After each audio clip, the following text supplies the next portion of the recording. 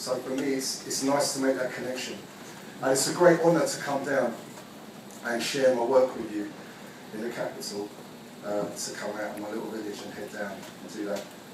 Before I do that, I want to share with you a few little thoughts that I picked up on Twitter, because I've been playing a game on Twitter called Truth and Meaning, and it all comes out of my definition of poetry, because my own belief is that poetry is an aesthetic language of truth and meaning.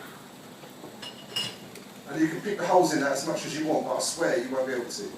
That's my challenge to you. And you can do it with me on Twitter, because it's truth and meaning. So the first game that we're going to play is you have to replace key words, famous film quotes, with the words truth and meaning.